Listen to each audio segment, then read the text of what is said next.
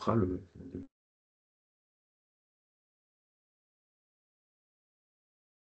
Bonjour.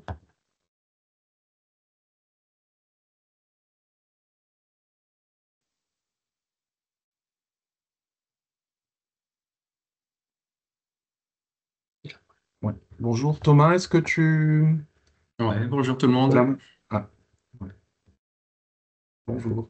Alors, ce qui se passe, c'est que j'ai démarré la réunion et donc Parfait. Thomas, je te propose là d'essayer de partager ton écran. On fait un petit test avant de démarrer vraiment. Bon, de toute façon, on va dire qu'il y a encore des personnes qui vont arriver. Donc Thomas, je ne sais pas si tu as la main pour partager ton écran. Ouais, c'est bon. Voilà. Ok. Voilà. Normalement, c'est Ok. bon. Ouais. Hop, Et puis on hop. te voit aussi également. Parfait. Parfait.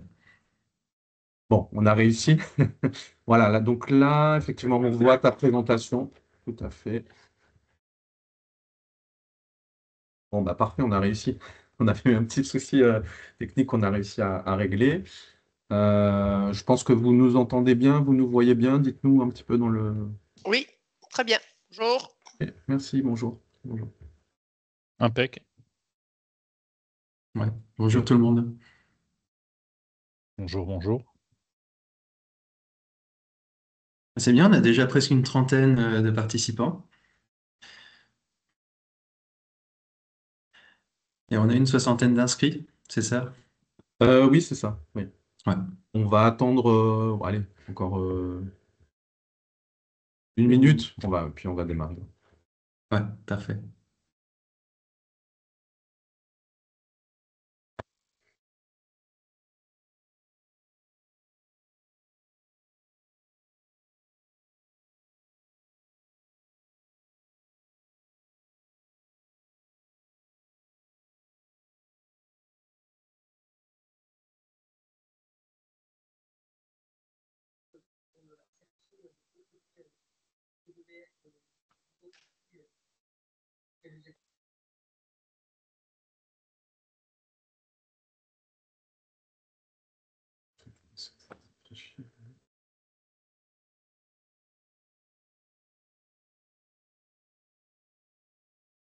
Bon, on va démarrer, puis voilà, ça fera venir, ça fera venir Hmm.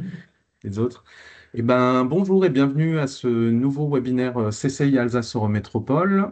Je suis Karim Jaffour, conseiller d'entreprise à la CCI et je suis accompagné de Marc Librich qui est mon collègue.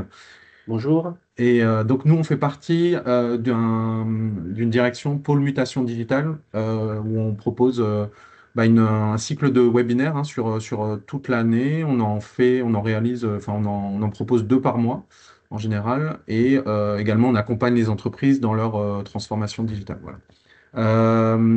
Pour ce webinaire, le premier de l'année, on a choisi de parler du référencement naturel. Et pour cela, j'ai le plaisir d'accueillir Thomas Géin, qui est dirigeant d'une agence qui s'appelle Hémisphère Web et qui va nous parler de ce sujet, qui va se présenter également plus en détail. On prévoit allez, 30 à 40 minutes de présentation, suivi Mhm. d'une période de questions-réponses. Vous pouvez poser vos questions par écrit dans le chat. On pourra également activer les micros pour poser des questions, mais plutôt en fin de présentation. Donc, dans un premier temps, je vous demanderai quand même de couper vos micros pour éviter les bruits parasites. Par contre, vous pouvez activer les webcams si vous en avez, c'est toujours plus sympa. La session est enregistrée, sera disponible sur la chaîne YouTube de la CCI. On vous enverra le lien suite au webinaire. Voilà. Et donc, je vais laisser la parole à Thomas pour sa présentation. Ouais. Bah, merci, merci Karim, merci Marc. Et bonjour tout le monde, bonne année aussi. C'est vrai que c'est un vrai plaisir de commencer cette année en parlant de SEO. Donc merci, bravo à la CCI aussi de mettre en avant le sujet. Là, on le voit chez les annonceurs, chez les clients, pour les entreprises, en fait, il y a un vrai sujet là-dessus. Il y a beaucoup, beaucoup de questions aussi avec les IA, avec le référencement dans Google, avec la question globale un peu comment générer des leads sur Internet. Ça, C'est un vrai sujet. C'est un vrai sujet où ben, nous, en tant qu'agence de communication, en tant qu'agence SEO, on est beaucoup challengés en fait là-dessus. Et donc mettre ça un peu en début d'année, je trouve que c'était vraiment, vraiment à propos. Et d'ailleurs, on le voit, il y a pas mal de participants aujourd'hui. C'est que c'est un sujet qui intéresse beaucoup. Voilà, bon, pour me présenter, je m'appelle Thomas Géhin, je suis directeur de l'agence de communication Hémisphère Web. Alors, je vais rapidement me présenter en deux slides et ensuite on pourra rentrer dans le vif du sujet au niveau du SEO. Donc Hémisphère Web, en fait, moi, pour ma part, ça fait longtemps que je suis dans le web et dans le SEO.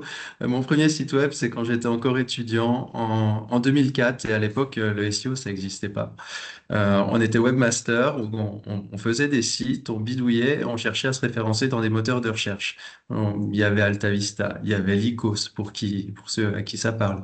Et il y a Google aussi qui est arrivé, mais Google n'était pas forcément le principal moteur de recherche à l'époque. Et en fait, j'aime bien un peu me remémorer cette période-là, parce qu'en fait, 2024-2025, on sent aussi qu'il y a un changement avec l'arrivée des IA. Et ça me rappelle un peu cette période-là où il y a un petit flou et vraiment il faut s'adapter dans le web. Donc là, c'était il y a 20 ans, hein, donc ça date un petit peu. Après, il y a eu des grandes étapes, hein. Là, ça fait 15 ans en fait que je suis vraiment spécialisé dans le SEO. Hémisphère Web, avec François Kierman, mon associé, ben, ça a été créé en 2012, donc c'est pareil, l'agence, ça commence à faire plus d'une dizaine d'années qu'on existe. On est à Strasbourg, au centre-ville, et donc on est une agence de communication digitale. Mais c'est vrai que ma grande passion, à moi, c'est la refonte, création de sites, ben, pour toujours mieux les référencer et qu'on arrive en haut de Google, entre autres. Ben, d'ailleurs, là, j'en parlerai un peu des résultats de Google. Pourquoi, quand on parle de SEO, on dit toujours Google, Google, Google. Ça, c'est vrai que c'est pas seulement un tic de langage, c'est aussi du pragmatisme, je dirais. Et ça, c'est un petit clin d'œil à la CCI. Mon premier webinaire avec la CCI, c'était en 2020, c'était il y a 4 ans, sur du SEO local pendant le Covid. Donc merci de me donner à nouveau la parole comme ça régulièrement. C'est super sympa. Donc actuellement, on est 8 dans l'agence. Donc voilà, on travaille avec des TPE, des PME, aussi des grosses entreprises. C'est ça qui est super intéressant un peu dans tous les domaines d'activité. Ça, c'est pour vous présenter l'agence avec comment on fonctionne au niveau du pôle SEO. On a internalisé la rédaction avec une rédactrice. Il y a Julien qui est mon bras droit vraiment pour le SEO, aussi mon expert SIA, François Kierman, et deux chefs de projet avec Anne, avec Olivia et Marie. Anne, notre développeuse, et Léane, qui est notre stagiaire. Voilà. Et donc, j'ai mis Biz and Buzz parce qu'en fait, on a participé avec la CCI à l'organisation SEO de Biz and Buzz en 2024. C'était vraiment chouette, et je suis persuadé que la CCI le remettra en avant du SEO en 2025, et vraiment, venez si vous êtes intéressé par le sujet. Ça a été une journée vraiment très, très enrichissante.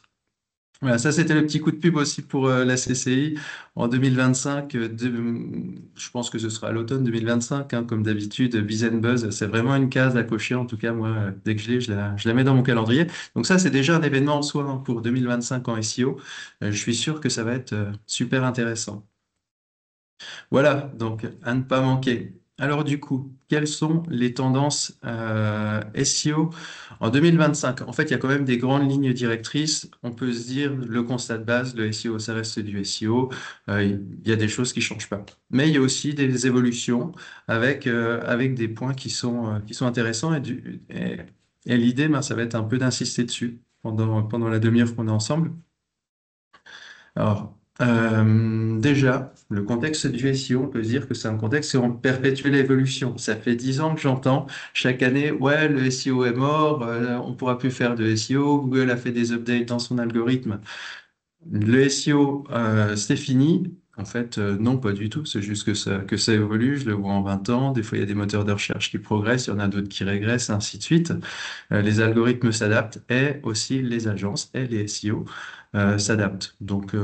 on est tout à fait dans un contexte normal, mais il y a des éléments qui sont super intéressants à garder en tête. Alors, je le mets en premier, c'est l'IA, c'est le gros sujet, ça fait un peu le buzz. Mais c'est évident que ce sera un des sujets essentiels en 2025. Le deuxième, c'est Google. Le troisième, c'est le client qu'il faut jamais oublier. En fait, si on fait du SEO, c'est pour générer des leads, c'est pour générer du contact. Donc, toujours penser à sa cible, penser aux personnes, à penser marketing, penser communication de manière un peu globale. J'en parlerai aussi à la fin, mais on le voit dans les algorithmes, c'est quand même quelque chose qui transpire et ça doit aussi transpirer ça.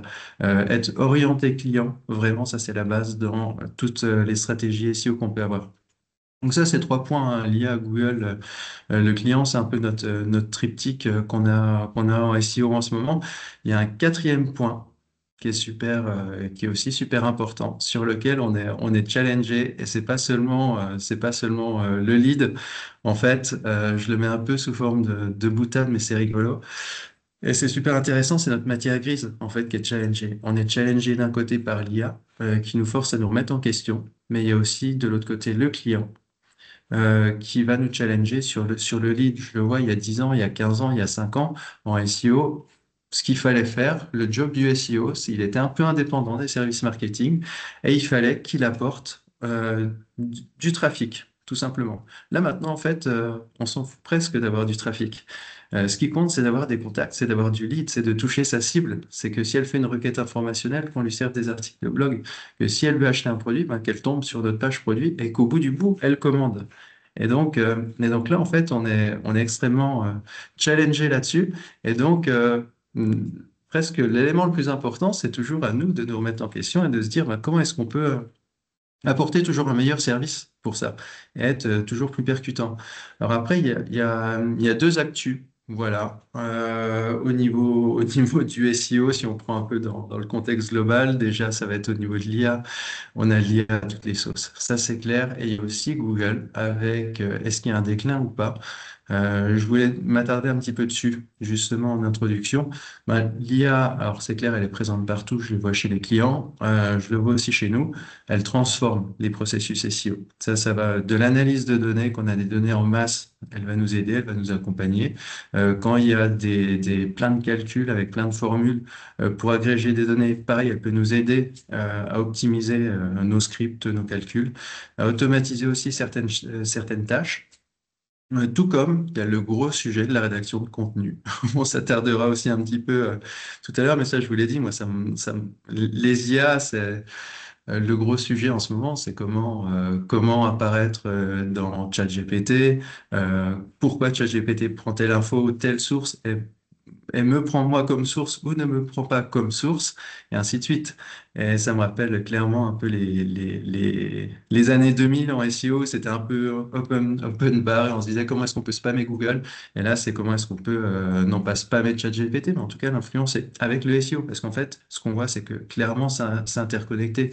Les IA vont piocher chez Google les infos, vous avez un site qui est bien référencé dans Google, qui est dans le top 3, top 5, il y a de fortes chances que ChatGPT vous prenne aussi comme source. Et ça, c'est des gros sujets maintenant. Là, je le vois, en fait, c'est nouveau, mais on l'intègre, on parle de ChatGPT dans nos recos pour nos clients cette année. Et il y a aussi le déclin. Alors, je mets relatif parce que le déclin de Google, en fait, pour la première fois depuis 2015, la part de marché du moteur de recherche Google s'en baisse. En fait, depuis 2015, Google n'arrêtait pas de gagner les parts de marché, de grignoter, de grignoter. Et là, au niveau mondial, bah, Google est repassé en fait sous les 90% de parts de marché. Alors, il y a plusieurs raisons à ça. Il y a l'émergence de l'IA, un petit peu. Il y a Bing qui a remis un petit peu qui a regagné quelques parts de marché. TikTok aussi que les jeunes utilisent comme moteur de recherche, comme moteur de recherche vidéo. Il y a aussi, en fait, il y a tout un contexte un peu économique. Google a baissé aux États-Unis, par exemple, à cause de leurs problèmes juridiques qu'ils ont. Donc ça a joué. Ensuite, les jeunes, ben, il y a un petit désamour par rapport à Google. Ils vont plus utiliser des moteurs de recherche alternatifs, dont TikTok. Après, je dis que c'est relatif. Ok, Google baisse, mais ça reste quand même 9 internautes sur 10 qui va utiliser Google dans le monde. Et en Europe, on est quand même au-dessus encore des 90% de parts de marché. Ça, c'est une certitude.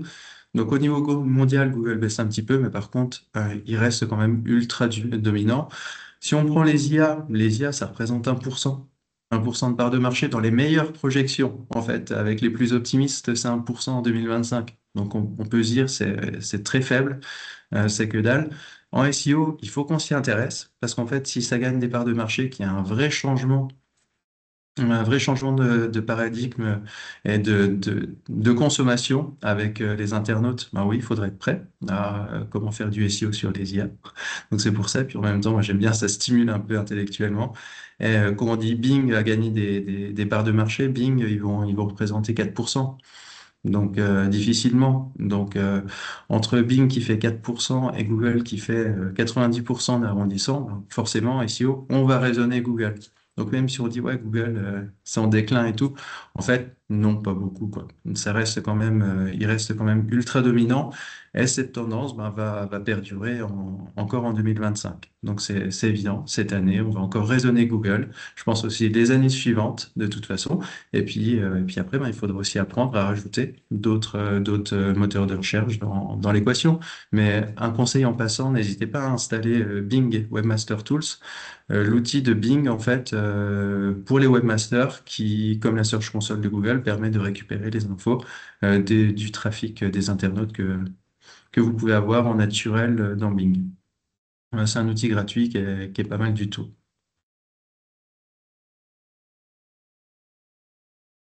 Ensuite, là, j'ai 7 points. J'ai un peu 7 points clés au niveau du SEO donc pour 2025. La première, avec des belles images générées par IA, vous l'avez vu, c'est l'ascension de l'IA dans le SEO. Ça avait déjà commencé, en fait, je dirais, nous, ça fait depuis 2022 qu'il y a un petit peu d'IA.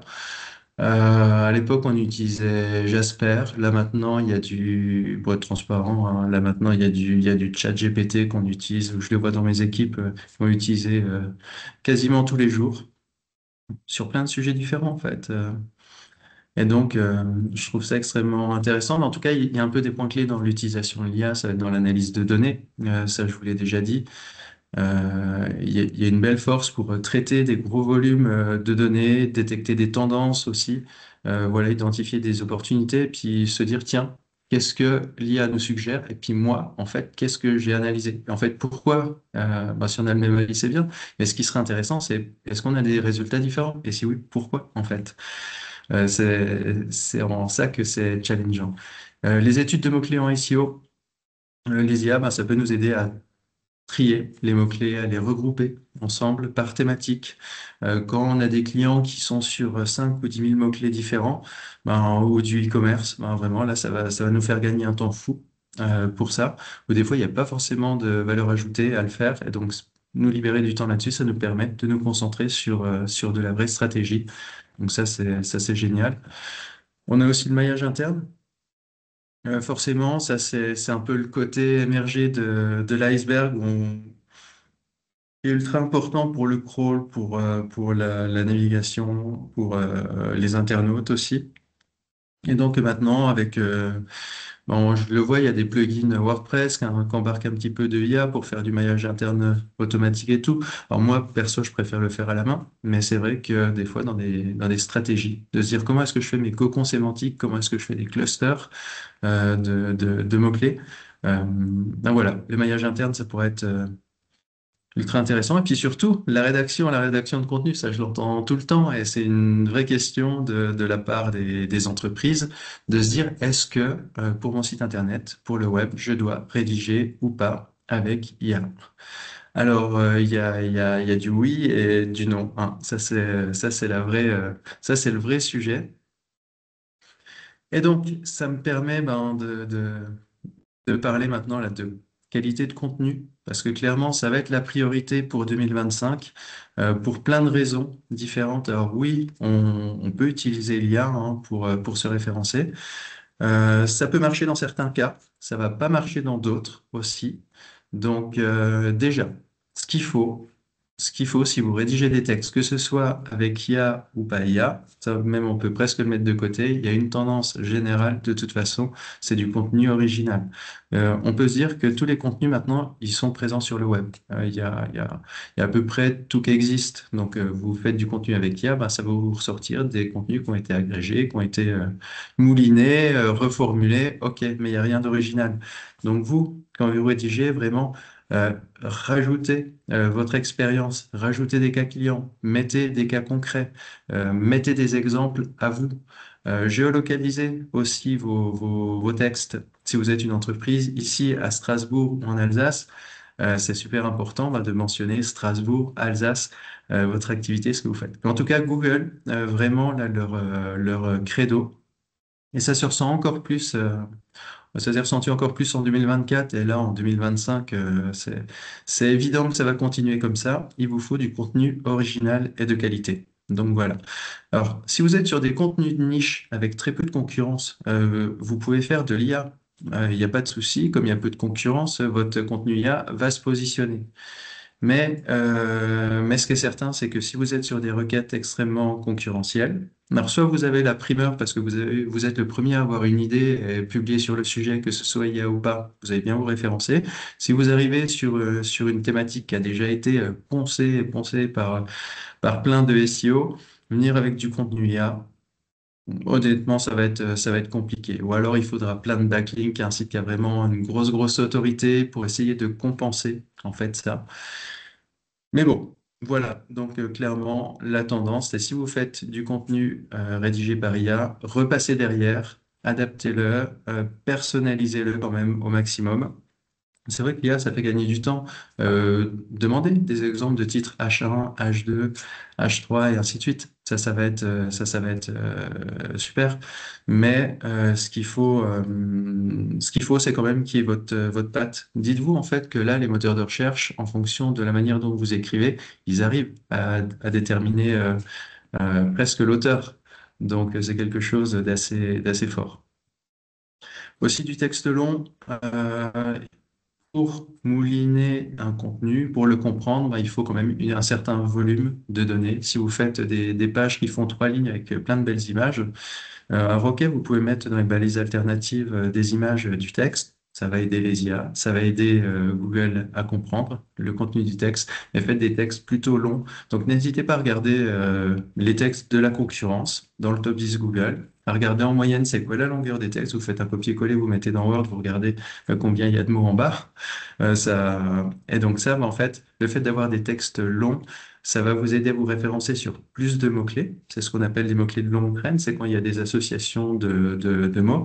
Par exemple, il peut y avoir agence SEO, mais là, on va chercher un référencement national. Mais si on met agence SEO Strasbourg, bah là, on sera plus sur un mot-clé de longue traîne parce qu'il va être personnalisé. Plus vous avez un texte long, plus vous avez des mots différents dedans, plus vous avez un langage, une sémantique qui sera variée.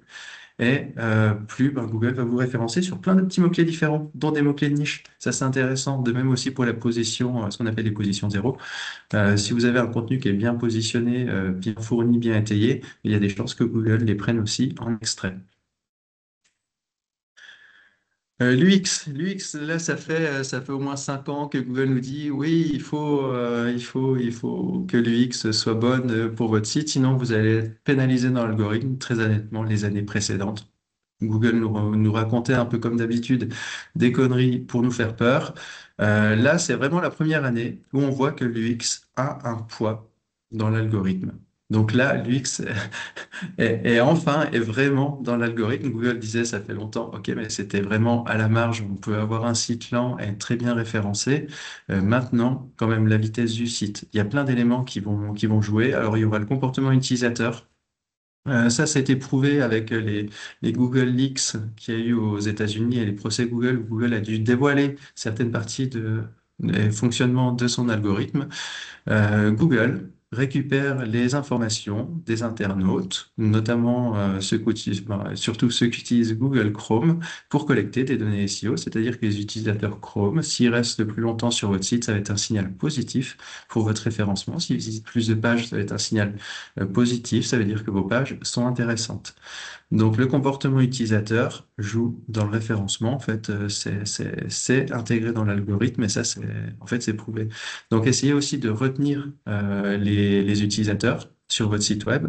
Ça pourrait améliorer votre SEO. C'est pour ça que des fois, en fait, on se dit, mais en fait, comment ça se fait là que le concurrent, il a moins de backlinks, il a des textes plus pourris. Ouais, mais en fait, quand l'internaute arrive sur sa page, ben, des fois, il va être plus captivé. Et donc, ce sera un signal positif pour Google. Et donc, Google utilise les Core Web Vitals. Donc, votre meilleur ami pour ça, c'est Google Page Speed Insights. Et c'est le Google Page Speed, c'est un petit moteur de recherche de Google qui va vous dire, quand vous mettez l'URL de votre site Internet, votre, une note là-dessus. Alors, quand on parle de Google, justement, ben, ces petits robots de Google qui vont visiter le site Internet, c'est ce qu'on appelle le crawl, en fait. C'est la navigation à travers le web pour passer d'une page à l'autre. Les robots, ils vont cliquer sur des liens. Et en fait, ben, Google cherche tout le temps à optimiser le crawl. Et cette année 2025, c'est évident que ça va poser des problèmes pour beaucoup de sites où vous allez publier des contenus et vos nouveaux contenus ne seront pas référencés dans Google. Ça, on le voit. Il y a des sites, moi j'ai des clients avec leur site, en quelques minutes, leur contenu apparaît dans Google. Leur contenu est quasiment immédiatement indexé. Et j'en ai d'autres, des fois avec des problématiques SEO, des problématiques de contenu, où leurs pages ne vont pas s'indexer. On peut les envoyer dans la Search Console, essayer de forcer le référencement. Google n'en veut pas. Pourquoi? Parce que Google est sur du crawl prédictif, c'est-à-dire que quand vous publiez une nouvelle page, Google va se dire en fonction de la qualité de votre site, la nouvelle page est bonne ou la nouvelle page n'est pas bonne. Et il ne va pas la visiter, il va essayer de lui attribuer un peu comme une note et se dire est-ce que ça vaut la peine d'y aller ou pas. Et c'est dommage parce que peut-être que votre page est super, mais Google n'ira jamais la visiter et ne la référencera pas. Alors comment travailler ça en fait? Comment éviter ce piège? Il vous faut du contenu de qualité. Dites-vous qu'en fait là, le web est spammé par des pages IA. Donc forcément Google il va pas visiter toutes ces pages-là. Il va dépenser mais un budget monstre à analyser, visiter, trier toutes ces pages. Donc il est sur du prédictif. Déjà, premier conseil pour votre site web, supprimez les pages fantômes. Une page fantôme, c'est une page qui n'a pas de visiteurs, qui a du contenu et qui va consommer du crawl chez Google. Si prenez vos anciens articles de blog et posez-vous la question, un, est-ce qu'il est bien référencé? Vous regardez dans le Search Console. Et de deux, vous allez vous interroger par rapport à l'internaute, est-ce qu'il y a une plus-value? Si vous répondez non à ces deux questions-là, vous n'avez pas de trafic dessus, pas de référencement et il n'y a pas de plus-value, fermez la page, faites une redirection 301, vous ferez économiser du temps à Google et Google appréciera. On pourra se concentrer sur ça. Le deuxième, c'est une stratégie que j'appelle evergreen, c'est-à-dire mettez toujours à jour vos articles. En fait, c'est un peu comme des plantes qui restent vertes été, printemps, automne, hiver.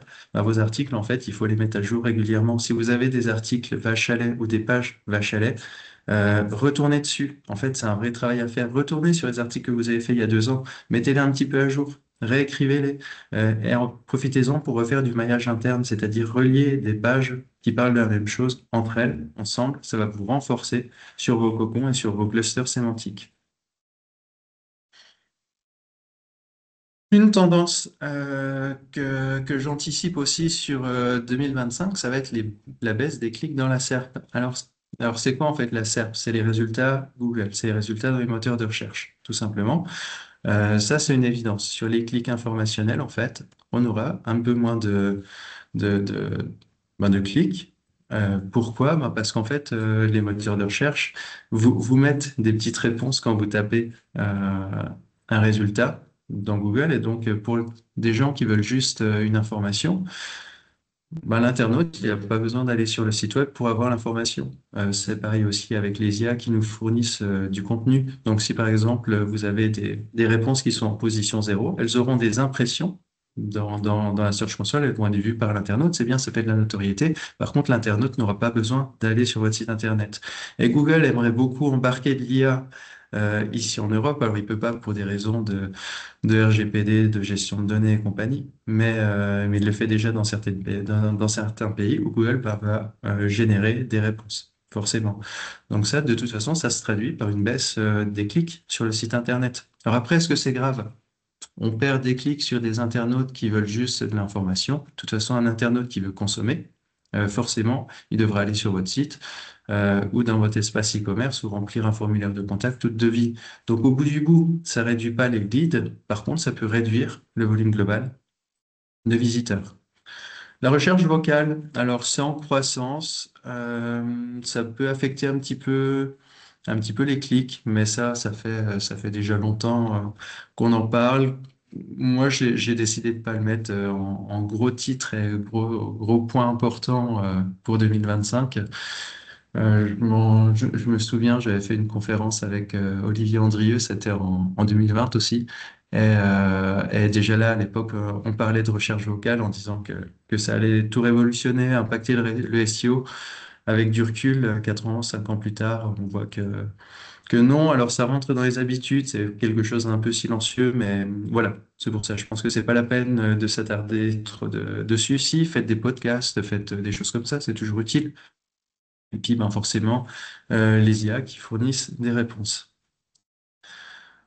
Donc là, c'est vrai qu'on commence à voir un peu pas mal de sujets. Là, on est plus sur de la statistique. Avec ça, on a vu que Google, ça fonctionne toujours. Que le contenu IA, bah ouais, mais vraiment, oui, mais il faut le personnaliser aussi pour qu'il puisse durer dans le temps et pas qu'un jour il y ait une update Google, allez, tout le contenu IA, vite, on le dégage. C'est des choses qui peuvent arriver aussi.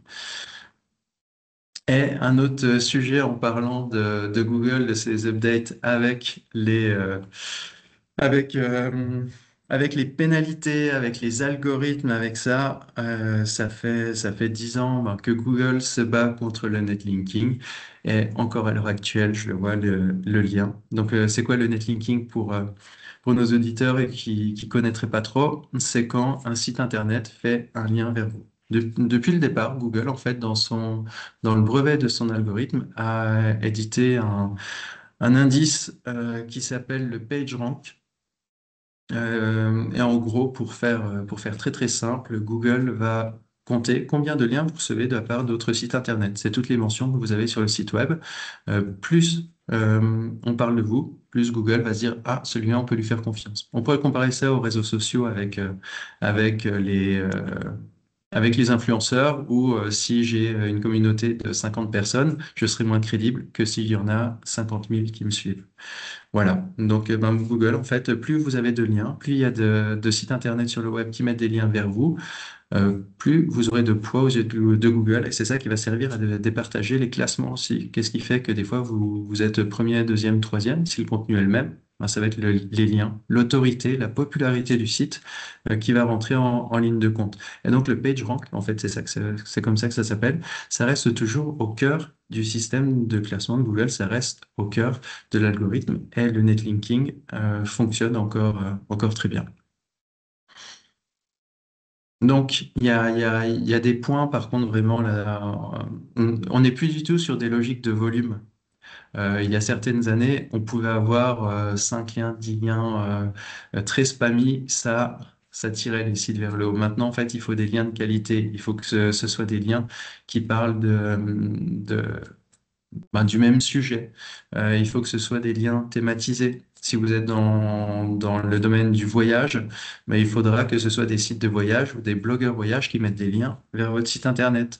Si vous êtes dans le domaine de l'industrie, pareil, il faudrait que ce soit des sites industriels qui mettent des liens vers votre site internet. Et aussi la diversité un peu des sources de liens. C'est vrai que c'est toujours important de varier ces sources de backlink, pas toujours les mêmes liens, de toujours les mêmes thématiques, brouiller un peu les pistes. Voilà, ça fonctionnera bien auprès de Google. Et surtout, n'oubliez pas de travailler votre marque. Plus votre marque va apparaître dans des liens, plus elle semblera populaire aux yeux de Google. Et donc, plus Google aussi vous fera confiance.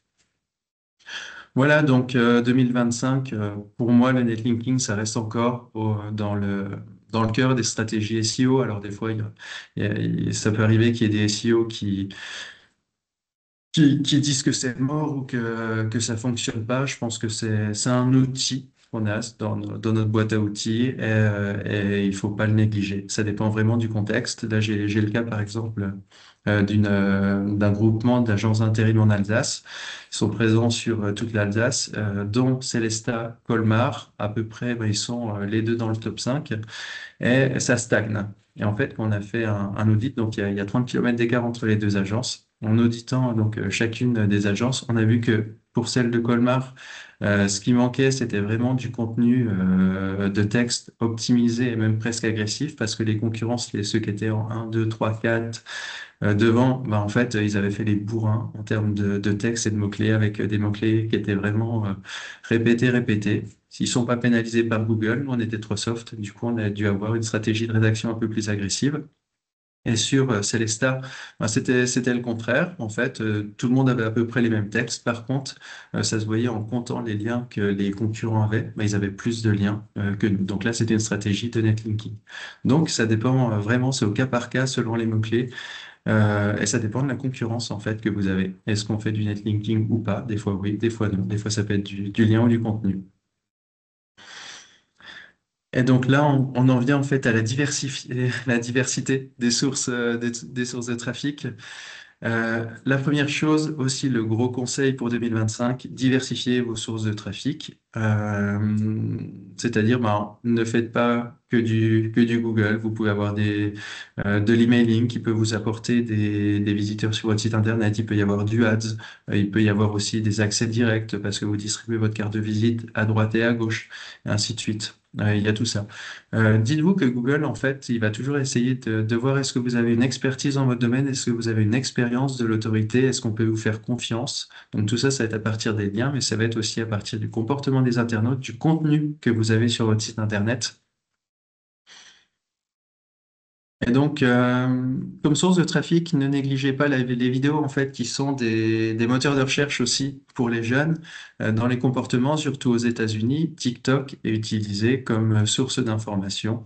Donc voilà, en fait, je pense que pour 2025, alors c'est vrai qu'on sort un peu de notre cadre SEO traditionnel, mais il y a des choses à faire dans le référencement sur YouTube, dans le référencement sur TikTok, parce que c'est des sources de trafic et ça peut apporter de la visibilité qui n'est pas du tout négligeable. Et c'est des moteurs de recherche aussi. Avec des algorithmes. Donc c'est là où nous aussi on a une carte à jouer. De même dans la recherche d'images, optimisez vos images pour Google Images, renseignez les balises, renommez correctement vos images, testez Pinterest. Pinterest est très très bien crawlé, visité par Google. Et donc avec des pages ou des tableaux Pinterest relativement forts, vous pourrez aussi faire ressortir vos images dans Google Images et ainsi de suite. En fait, tout est un peu interconnecté. Et maintenant, c'est là où je veux en venir en fait. En SEO, on peut pas se dire, ben, on fait juste du contenu et du lien avec du netlinking et un peu d'optimisation technique au début. Non, en fait, il faut avoir une vision un peu plus globale. Pourquoi? Parce qu'en fait, ça doit aller dans le sens du client. Il nous faut des leads, il faut du contact. Et donc, tout ça, ça va être extrêmement important. Et donc, tirer parti aussi de LinkedIn, Facebook, à nouveau TikTok pour le trafic, la notoriété. Pourquoi pas Reddit aussi? Ils ont été rachetés ou ils ont un partenariat avec Google. Et donc, Reddit, c'est un blog aux États-Unis. Et en fait, c'est un peu rigolo là. Je pense que je suis le premier à en parler cette année dans les conseils SEO ici en France, mais c'est un blog ouais, c'est un forum Reddit très très populaire aux États-Unis. Et là, ce que je constate, ce qu'on constate un peu au SEO, c'est que les posts sur Reddit commencent à être mieux indexés sur Google. Alors, est-ce qu'il y a une corrélation avec le fait qu'ils aient un partenariat avec Google ou pas depuis récemment? Bon. On connaît Google, hein, de toute façon, donc il y a peut-être une petite carte à jouer. Là, c'est vraiment si on veut affiner, si on veut aller sur du détail, sur des choses comme ça. Thomas? Voilà. Donc en fait, ce qu'il faut vraiment comprendre, c'est avant le SEO. il y a quelques années, il y a 5 ans, 10 ans, il pouvait être tout seul dans son coin à chercher à référencer le site web. Maintenant, il faut qu'il travaille vraiment en étroite collaboration avec les services communication, marketing, qui soient pleinement intégrés dedans, et pas qu'ils soient considérés un peu comme une entité à part qu'on comprend pas. En fait, le SEO, c'est vraiment, on peut avoir une approche très pragmatique, très structurée, même en fait, il faut, parce qu'il y a une telle concurrence aussi que ben, pour s'en sortir, il faut être au top. Et ça doit aussi s'articuler avec du Google Ads, avec des réseaux sociaux, avec les autres moteurs de recherche, en fait. Il faut avoir une vision globale par rapport à ça.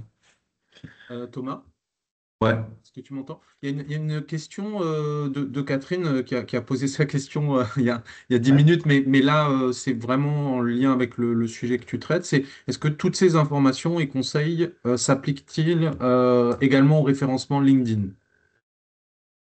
Alors, LinkedIn, il y a d'autres paramètres qui vont rentrer en ligne de compte dans leur algorithme. Parce que le but de tout réseau social,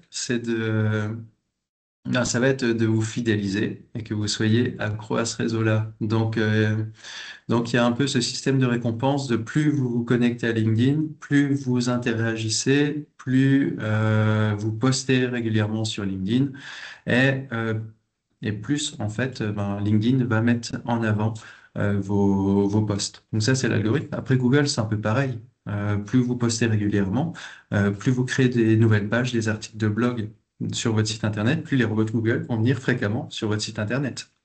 Donc oui, en fait, il y a des vrais parallèles qu'on peut faire avec LinkedIn, sachant qu'après, ben, ils sont aussi sur du A/B testing, c'est-à-dire que quand vous faites un post tout de suite sur LinkedIn, ben, ils vont regarder les algorithmes vont regarder dans les 10, 20, 30 premières minutes, est-ce qu'il y a de l'interaction ou pas, et décider de lui donner plus de visibilité ou pas. Google n'a pas ce fonctionnement-là, par exemple. Ça va être une vraie différence.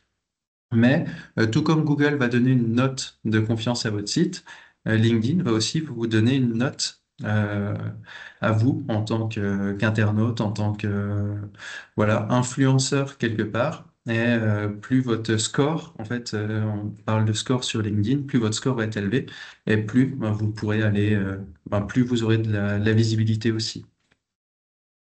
Donc voilà, je Ok. pense, j'espère avoir répondu à la question.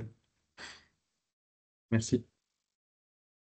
Ok, et donc ben, pour continuer, justement là on pourra passer après aux questions. On a fait le tour là en 40 minutes chrono, on est dans le timing, c'est bien. Donc en conclusion en fait, ben, le SEO clairement le gros sujet qui sera sur la table ça va être l'IA. Est-ce qu'on fait du contenu IA ou pas? Comment est-ce qu'on le gère? Du contenu 100% IA. J'irais si vous êtes sur une thématique de niche avec peu de concurrence, pourquoi pas, mais dites-vous qu'à un moment donné, peut-être que vous allez être pénalisé et qu'il faudra revenir en fait sur ce contenu-là. Euh, Après, pensez vraiment expérience utilisateur UX, comment obtenir des clics dans la SERP, ça c'est important. Comment aussi faire que l'internaute reste sur votre site, visite des pages. Donc là, il y a tout ça en fait à prendre en compte, mais vraiment la qualité du contenu, ça reste archi important. Et puis aussi de quand même diversifier les sources de trafic pour montrer à Google que vous n'êtes pas juste un pur player du moteur de recherche, mais qu'en fait, comme les internautes arrivent sur votre site via différents canaux, ça veut dire que vous êtes connu et donc on peut vous faire confiance. En fait, c'est toujours un peu ça, cette logique qu'il y a depuis 20 ans avec Google, c'est quels sont les sites, comment est-ce qu'on peut faire confiance à un site internet? Et donc, bah, il y a plein de petits signaux comme ça périphériques. Et ces signaux-là, en fait, ont pris de l'importance dans l'algorithme. Il y a 15 ans, en fait, on bourrait de mots-clés une page. Si on mettait plus de mots-clés que le concurrent, on se référençait mieux. Après, Google a ajusté. Ensuite, il fallait plus de liens. Donc, celui qui avait le plus de liens, bah, il remontait en premier. Après, Google a ajusté, et ainsi de suite. Et donc, on est tout le temps, en fait, dans ces ajustements-là. Voilà, mais vraiment, ce qu'il faut, c'est toujours, au final, si déjà on est pragmatique, euh, on a une approche concrète qui est centrée sur le client, qu'on utilise les mots du client, de son domaine d'activité et autres, en fait, on ne pourra pas faire d'erreur dans les SEO. Donc voilà. pour cette petite conclusion. Donc vraiment merci à la CCI. C'est super sympa de me donner la parole sur ce sujet et aussi qu'on puisse parler de SEO. Je vous mets mon lien vers LinkedIn justement si vous voulez qu'on reste en contact ou parler SEO, aller un peu plus loin dans les études ou la conversation. Voilà. Merci à vous. Alors maintenant, on va voir s'il y a des questions. Merci Thomas. Merci. Merci. Alors, je crois qu'il y avait une question sur est-ce que ce sont les mêmes tendances pour le référencement sur Google Shopping? Alors, Google Shopping, oui. Un élément qui est intéressant avec l'IA dans Google Shopping, c'est que maintenant, ils utilisent l'IA pour vérifier la concordance des données. C'est-à-dire que si vous avez un produit, à un moment, vous le mentionnez dans votre blog, vous dites qu'il fait 20 grammes, il pèse 20 grammes, il fait telle dimension, l'IA va comparer les fiches produits pour voir si effectivement les données que vous fournissez sont les mêmes de ça. De manière justement à détecter les erreurs, est-ce qu'on peut faire confiance ou pas à ce que vous dites. Et donc en fait, ça nous force justement à être encore meilleur dans les mises à jour de sites internet, dans les données qu'on diffuse, parce qu'en fait, tout va être croisé, parce que maintenant, il y a des puissances de calcul qui sont absolument phénoménales, et donc il y a beaucoup plus de contrôle. Donc après, ce qui marche aussi de toute façon, Google Shopping, il y a toujours pas mal de concurrence. Il peut y avoir des saisonnalités, mais après, ce qui va marcher aussi, ça va être les landing pages. Et il y a un lien de toute façon entre les ads et le SEO. Ça c'est évident. Et de même, Google va donner un peu comme une note à votre landing page, c'est-à-dire la page d'atterrissage. Vous faites une pub, l'internaute va tomber sur une page. Il faut que cette page-là elle soit cohérente en termes de mots-clés par rapport à la publicité que vous faites. Donc en fait, si vous vendez des articles de cuisine, Google, que la pub parle d'articles de cuisine, Google va s'attendre à ce que la page parle de la même chose. Si c'est pas le cas, le coût par clic va un peu augmenter ou autre. Voilà. Alors après, je vois qu'il y a une question de Carole qui est de rajouter du contenu dans son site, plutôt via un blog intégré au site ou directement dans des pages du site. Ça dépend. Ça dépend. En fait, c'est un vrai sujet. C'est du cas par cas. Euh, je- Par exemple, là, j'ai le cas d'un client qui a une centaine d'articles de blog. Et donc, la réflexion, c'est déjà de voir est-ce qu'il y a des articles qui se cannibalisent? Alors qu'on fait un audit et qu'on regarde les statistiques, oui, on voit que des fois, sur certains mots-clés, c'est un client qui est dans l'industrie, mais sur certains mots-clés, en fait, il aura un article de blog et une page produit qui se cannibalisent et que Google, des fois, va choisir l'une ou l'autre. Donc là, le choix qui est fait, c'est de prendre le contenu de l'article de blog et de l'intégrer dans la page produit.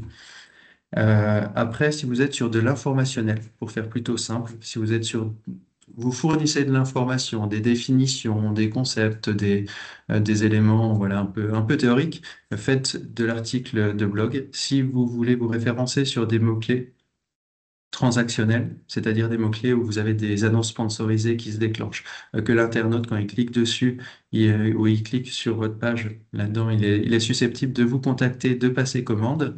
Là, il vaut mieux rajouter du contenu sur les pages du site. Donc là, c'est vraiment cas par cas en se disant est-ce que c'est de l'information? Oui, ça va être via le blog. Est-ce que c'est de la transaction? Est-ce que je veux générer du contact, du lead? Alors oui, cette page-là, en fait, je vais rajouter du contenu sur la page en question. Alors, en fait, sur optimisation des encres, Yann, c'est une bonne question, ça. Est-ce que c'est pénalisé par Google? Oui. Alors, il y a deux types de pénalités. Il y a les pénalités algorithmiques, où c'est l'algorithme de Google qui estime. Alors, c'est pas exactement un pourcentage parce que c'est en fonction aussi de ce que fait la concurrence, est-ce qu'ils sont pénalisés ou pas ou autre. On peut se dire qu'à partir d'un certain seuil, il y a quand même des voyants qui vont s'allumer et on va pas passer à travers des filtres algorithmique. Donc oui, on peut se faire pénaliser si on suroptimise les encres. Alors c'est quoi une suroptimisation d'encre? Par exemple, je suis une agence SEO, c'est de tous mes liens Ma typologie de lien, ce sera agence SEO Strasbourg, agence SEO Strasbourg, agence SEO Strasbourg sur tous les sites externes qui me mentionnent. Là, Google, il va se dire, c'est pas naturel, c'est bizarre, et donc je vais passer au travers de ça. Si vous êtes un gros site, et ça arrive chaque année, des gens chez Google peuvent aussi auditer votre site, appuyer sur un bouton pour vous déréférencer. Donc ça, c'est des infos qui remontent dans la Search Console quand vous vous retrouvez dans le bac à sable, comme on dit. Oui. Et des fois, en fait, quand on travaille depuis des années sur du netlinking, euh, ça peut arriver. En fait, c'est quand même relativement rare de se faire pénaliser. Des fois, ça va être un déclassement, ça va être des choses comme ça. Mais ouais, c'est toujours un sujet un peu délicat parce qu'en fait, il y a pas d'étude concrète qui dit qu'à partir de 15% de suroptimisation, on se fait pénaliser. Donc, ouais, mais je dirais il faut quand même varier dans la typologie des encres, regarder aussi les concurrents, en fait, à quel point ils suroptimisent. Si le premier, je sais pas, il a 5% de ses encres qui sont optimisées, c'est une agence immobilière et il a 5% de ses encres qui sont sur agence immobilière Strasbourg, on peut se dire, moi, je peux aller au même niveau. Donc, si j'ai, donc voilà, en fait, ça va vraiment dépendre.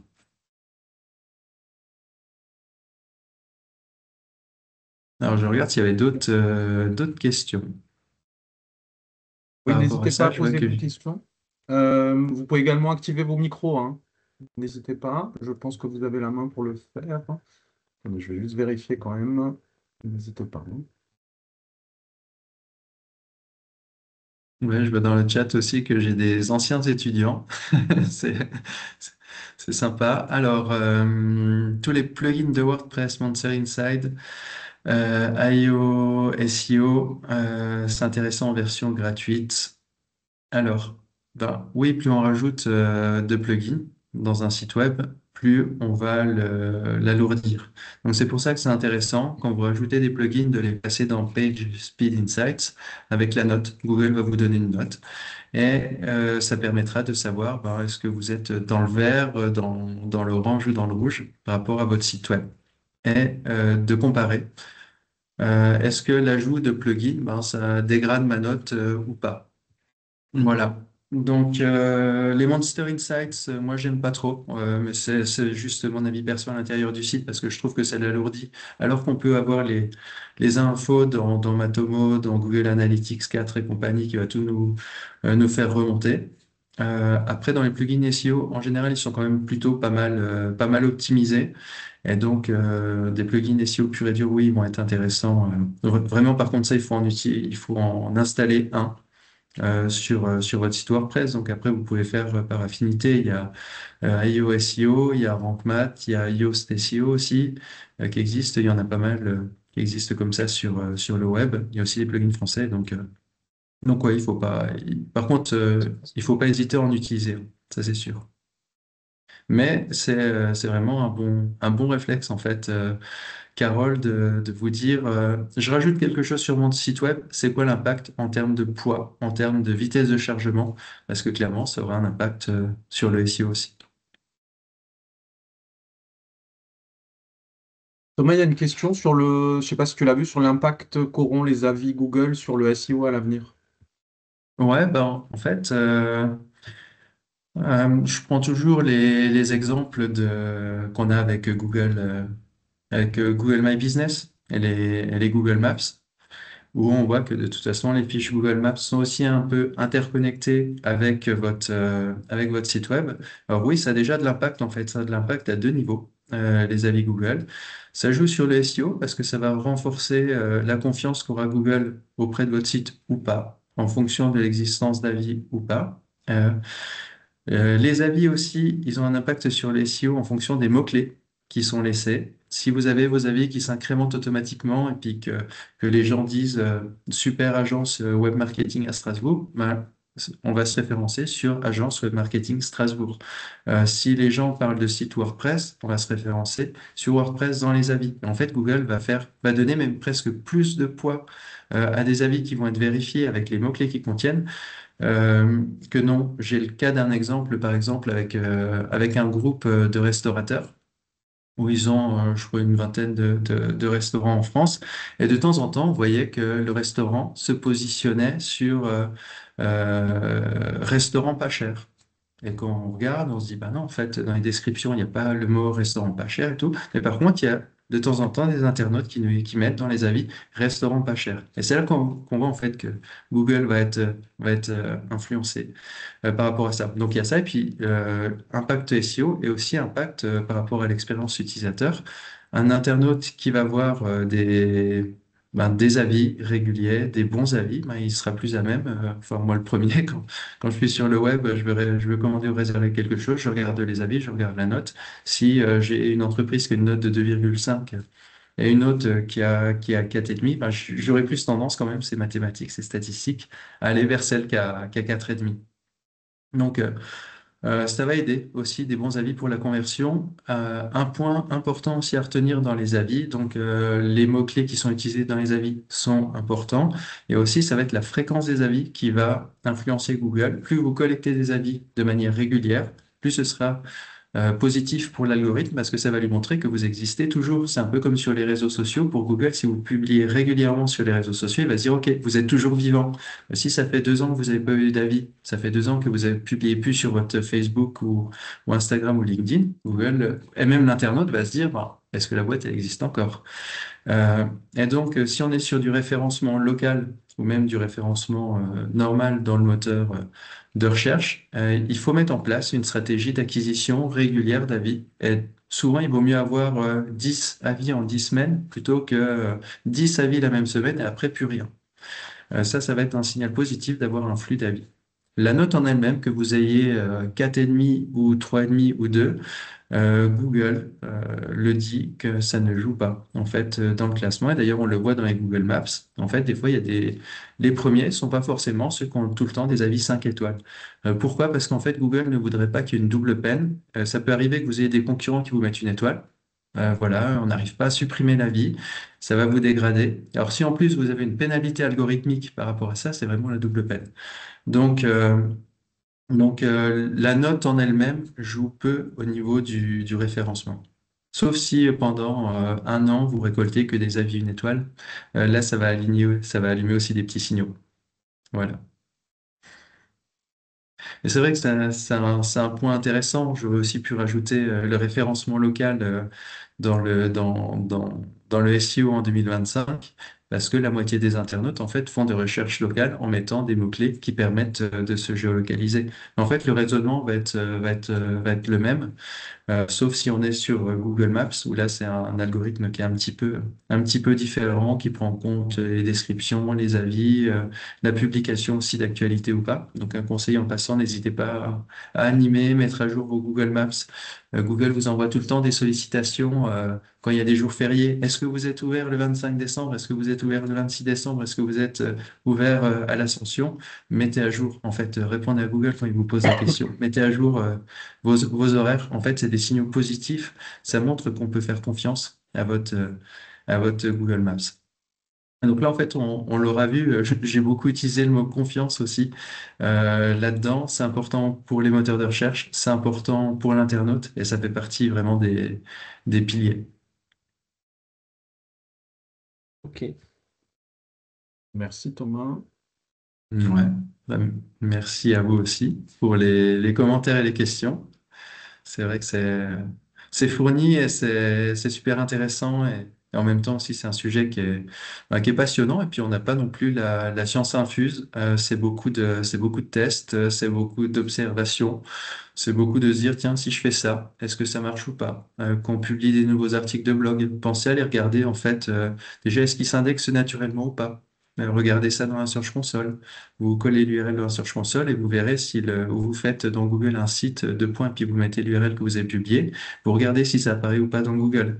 Déjà, c'est des signaux intéressants de voir est-ce que vos pages vont s'indexer naturellement dans Google. Et ensuite, comment est-ce qu'elles se référencent? Est-ce qu'elles se référencent sur les bons mots-clés ou pas? Quand vous faites des modifications sur les pages, de regarder aussi après coup. Et donc, il y a toujours En fait, c'est un cercle un peu sans fin de se dire, OK, j'ai une idée, je la publie, je la contrôle, et à partir de là, qu'est-ce que j'en fais? Et du coup, c'est quoi l'idée suivante? C'est quoi l'action suivante? Et c'est ça. Alors, le délai pour voir si les modifs marchent, ça dépend un petit peu des SERP. En fait, je le vois, il y a des SERP qui sont mises à jour régulièrement par Google parce qu'elles sont importantes, parce que c'est des actualités voilà, qui a toute l'année. Et il y a des SERP, c'est-à-dire des résultats dans Google, des mots-clés, où c'est pas mis à jour tout le temps. Parce qu'en fait, pour Google, mettre à jour ces classements pour des milliards et des milliards de mots-clés dans le monde, ça coûte énormément d'argent. Donc Google ne va pas forcément tout le temps rafraîchir tous ces classements, en fait. J'ai le cas, par exemple, des écoles de commerce où on le voit que Google réagit beaucoup plus fortement en période de septembre-octobre, quand c'est la rentrée, où on va faire des modifs et tout de suite elles sont prises en compte. Il y a des liens qui tombent dans les jours qui suivent ou dans les semaines qui suivent, tout de suite il y a des résultats, alors que si on est en février-mars, qu'il n'y a pas d'activité en particulier, encore avec Parcoursup et tout, maintenant ça change un peu. Mais en tout cas, il y a quelques années, on pouvait faire toutes les modifs qu'on voulait, la SERP, les résultats Google, ça bougeait pas, et tout se débloquait en fait en septembre. En SEO, traditionnellement, pour répondre de manière plus générale, les délais, on parle toujours de quelques mois. C'est vrai qu'il y a certains mots-clés, en fait, on peut voir en quelques jours des modifications. Et on peut voir que ça bouge tout de suite. Mais pour une stratégie SEO, ouais, au bout d'un trimestre, en général, on commence à y voir un peu plus clair, à avoir un peu des statistiques aussi qui sont intéressantes. Et puis au bout de 6 mois, en général, j'ai l'habitude de dire et de voir que quand on publie un nouvel article, en fait, il va atteindre vraiment sa maturité SEO au bout de 6 mois. Et en fait, qui bougera plus trop dans les résultats de Google au bout de 6 mois. Après, si vous avez un nouveau site internet, il y a aussi un phénomène avec Google en ce moment, c'est que Google vous met un peu sur liste d'attente, un peu comme dans un bac à sable, pour voir si votre site va perdurer, si il est qualitatif, si on peut lui faire confiance. Et avant qu'il se référence bien, il y a quand même une période de 6 mois, un an, des fois sur les sites web, avant que ça décolle, que ça décolle vraiment dans le cadre d'une nouvelle URL avec un nouveau site internet qu'on part de 000. Voilà. Mais par contre, si vous avez déjà un site qui tourne, des fois, ça peut. La réponse est quelques semaines à quelques mois en général pour voir les modifs qui marchent. Et puis, ça dépend Merci. aussi du volume d'internautes. Des fois, je vois, j'ai des TPE, PME avec qui on travaille, ils n'ont pas des gros volumes. Ça va être du ciblé, ils sont sur des niches, vraiment, ils ont 50 ou 100 internautes par mois. Donc, c'est pas des volumes suffisamment intéressants, enfin, suffisamment forts. Tous les volumes sont intéressants, mais en fait, c'est pas suffisamment fort pour pouvoir déduire des choses au niveau statistique. Il faut aussi un volume statistique avec des tendances pour voir ce qui en ressort. Ok, bah Voilà. merci Thomas. Je pense qu'on va conclure là-dessus. Il est midi passé. Merci Thomas encore pour ce webinaire. Ouais. Tiens, il y a une dernière question qui Ouais, arrive. une Je ne une sais pas si dernière tu peux question sur les la prendre rapidement. redirections. Oui, en fait, vraiment, on récupère la totalité du trafic si la redirection est bien faite. Et même après d'une page à terme, pour moi, c'est quasiment immédiat. En fait, le trafic qu'on récupère. Par contre, à terme, ce qui va changer, parce que si on fait une redirection, ça veut dire qu'on change l'URL, qu'on change un peu le contenu. Donc ça, de toute façon, ça aura un impact qu'on verra plus à terme. Mais en tout cas, souvent, on récupère 100% du trafic.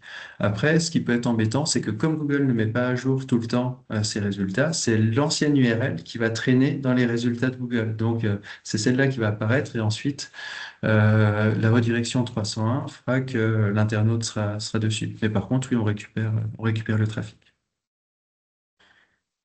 Ok, Voilà. merci. N'hésitez pas à contacter Thomas hein, Merci si vous avez beaucoup. d'autres questions, si vous voulez poursuivre l'échange. Vous pouvez également nous contacter à la CCI.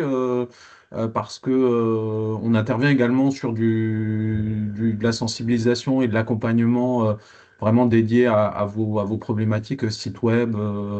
Ça peut être sur les réseaux sociaux. Donc voilà, c'est un petit peu c'est complémentaire à ce qu'on propose par rapport à des prestataires comme Thomas. Il existe des aides aussi financières, je le dis toujours, mais voilà, qui sont soumises à des critères d'éligibilité. Donc, vous pouvez nous contacter à la CCI pour qu'on étudie l'éligibilité de votre entreprise et de votre projet. Mais voilà, on parle de référencement, on parle d'amélioration, de refonte de site. Ben, pour tout ça, il y a il y a des aides financières qui peuvent être assez importantes, jusqu'à 6 000 euros hors taxe. Donc, voilà. Donc, pour tout ça, vous pouvez nous contacter.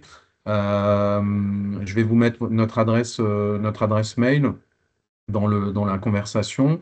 Le prochain webinaire CCI, ça sera le 30 janvier, dans 2 semaines. Ce sera sur la gestion des documents, gestion électronique des documents d'entreprise, avec une agence spécialisée. Et je vous mets notre adresse. Si vous avez un projet, des questions liées au digital dans son ensemble, hein, vous pouvez nous contacter, on fera le point avec vous. Voilà. Et ben, je vous remercie. Merci encore Thomas. Et encore Merci. une bonne année à tout le monde. Merci. Puis à Très bientôt. riche en informations. Merci. Bonne journée. Merci. Ouais. Merci, à Merci bientôt. beaucoup. À dans 15 jours. Et à bientôt. À Au revoir. bientôt, au revoir. Au revoir.